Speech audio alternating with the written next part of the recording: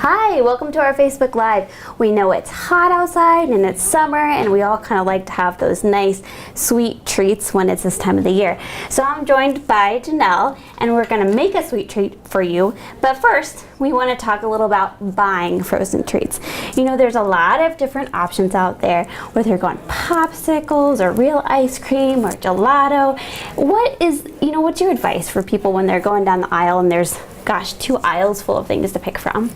I think you just really have to find what you're craving or what you want, and then just kind of look for what fits into your diet, what you're looking for. If you're not caring about calories or your health, there's plenty of options. But if you are caring about your weight or your health, and there's lots of lower calorie, high protein, lower sugar versions out there on the market.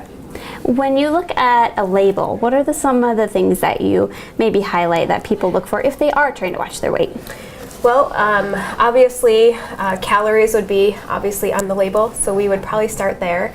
I like our patients to go right to the ingredients section because that's where they're going to find what's exactly in the product. So whether they're looking for something that's gluten-free, that's lactose-free, that doesn't have any sugar alcohol in there, that's all what the products have. A lot of the products will tell you right on the container what it consumes, or you have to actually read the label yourself. So, And now I know it can be confusing whether you're looking at calories or you're looking at the types of ingredients on a label.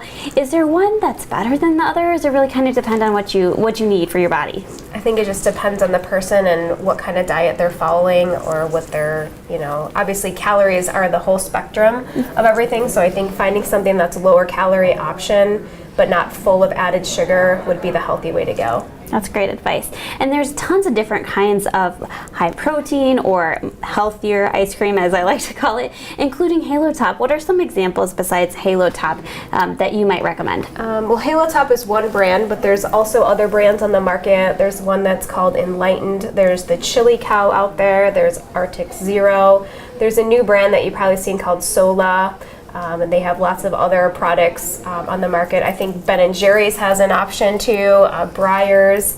So all of those, you'll just be like overwhelmed when you go into that aisle in the freezer section of the grocery store. Are these usually more in the health aisle or more in like the ice cream aisle? Well, at Hy-Vee, these are in the health market freezer section. Okay. I think they do trail into the other sections at some of the grocery stores, but at Hy-Vee, where I shopped, this is where you find the products. And since we're talking about Halo Top, let's go ahead and make our recipe that we have here.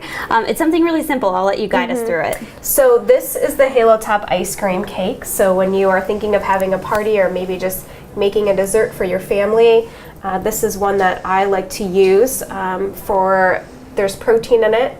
There's obviously lower calories. This whole container is 280 calories for the ice cream. And this one does contain some pudding as well. So what we're going to do here is we mixed up the pudding already, but we are going to layer that into our graham cracker crust, pie crust. And you can use any crust that you want to use. We just obviously use this one for convenience today. But there's lots of healthy recipes out there how to make your own pie crust, especially with some healthy nuts, granolas, things like that.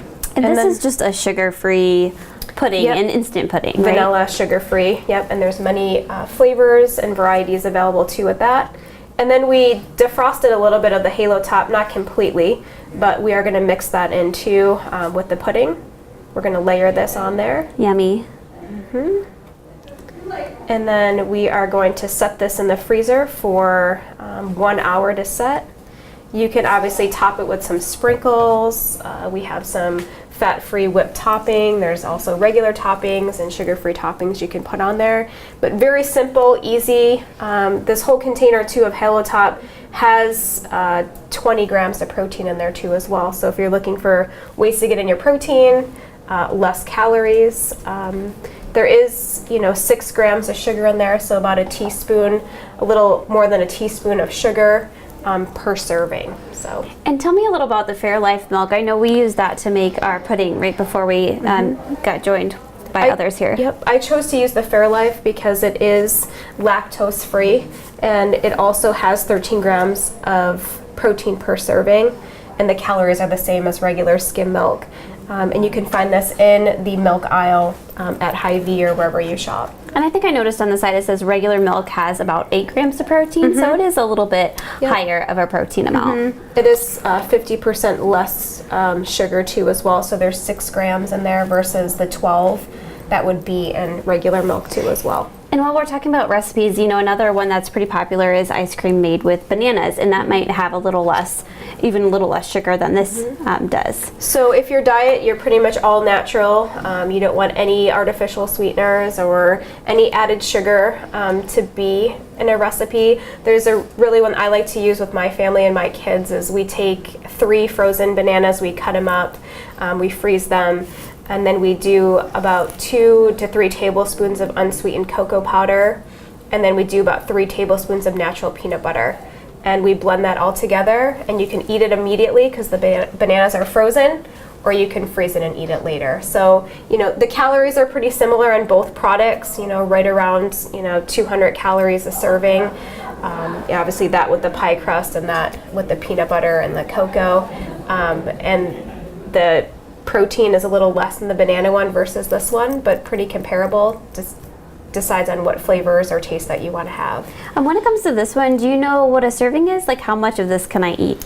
Well, I cut this into eighths when I divided it up. So it's roughly about 160 calories per slice, about 6 to 7 grams of protein, the 6 grams of sugar in there. And we'll make sure to put all these recipes in the comments section so you can find them all, both the banana one and this one. But one other thing I wanted to talk about was, if you're going out for ice cream, if you want to take your family out for ice cream, there's a lot of options with the regular ice cream or going to Menchie's and getting the toppings and getting frozen yogurt, or like even custard. Which one is a better option? Well, it's, I think, all about portion control when you're going out for either the ice cream, the frozen yogurt. I like to go to Menchie's because it's by weight. You have to pay by weight. They have lots of flavors. Calories are listed on there. They have some low carb options. They have the low fat options. And you can select your own. And obviously there is some unhealthy toppings as well as healthy toppings, but they do have strawberries if you're looking for something healthy, blueberries, versus the Dairy Queen. I always have to go for the kids cone size if I want to portion control versus the 600 calorie Blizzard out there. So it just kind of depends on what you're looking for, but know that there are healthy options if you were to go to the Orange Leaves or the Menchie's out there. Now, if you're going to put toppings on your frozen yogurt, what are some things you would suggest staying away from? I know I like a lot of like the cookie doughs and the brownies. Are those things to skip?